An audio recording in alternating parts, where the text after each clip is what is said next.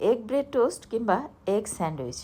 তো যেটাই বলি না কেন, এটা বানানোটা কিন্তু একদমই সহজ আর খেতেও কিন্তু ভীষণ মজার আর হেলদিও বটে।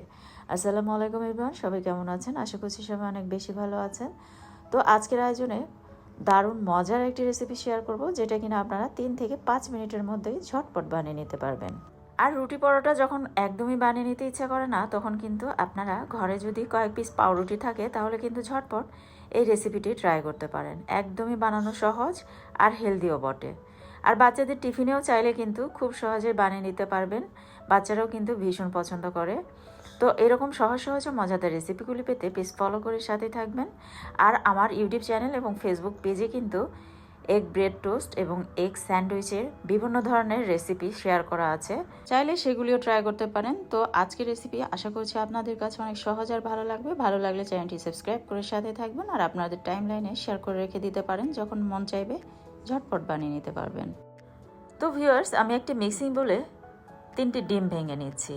আর ডিমের পরিমাণটা কিন্তু পাউরুটির পরিমাণের উপর ডিপেন্ড করে বাড়িয়ে বা কমিয়ে নিতে পারেন। তো আমি 4 পিস ব্রেডের জন্য কিন্তু আমি 3টি ডিম নিয়ে নিচ্ছি। আপনারা চাইলে ব্রেডের পরিমাণ যদি বেশি হয়ে থাকে, সেক্ষেত্রে ডিমের পরিমাণটা কিন্তু অবশ্যই বাড়িয়ে নিতে হবে।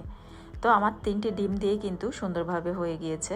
তো স্বাদ মতো আমি একটুখানি গোলমরিচ পাউডার অ্যাড করে দিলাম।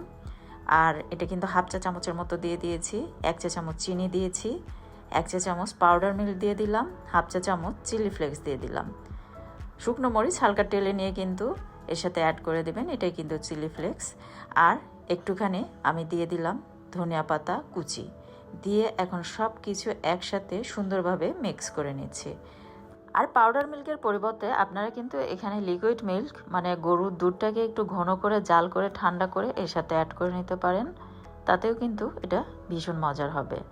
তো আমি চুলে একটা প্যান বসিয়ে দিয়েছি আর প্যানে দিয়ে দিচ্ছি 1 টেবিল চামচের মতো বাটারটাকে মেল্ট করে নিয়েছি। আর আপনারা চাইলে কিন্তু এখানে বাটারের পরিবর্তে ঘি কিংবা সয়াবিন তেল দিয়েও রেসিপিটি ট্রাই করতে পারেন, আবার চাইলেও অলিভ অয়েল দিয়েও কিন্তু ভেজে নিতে পারেন।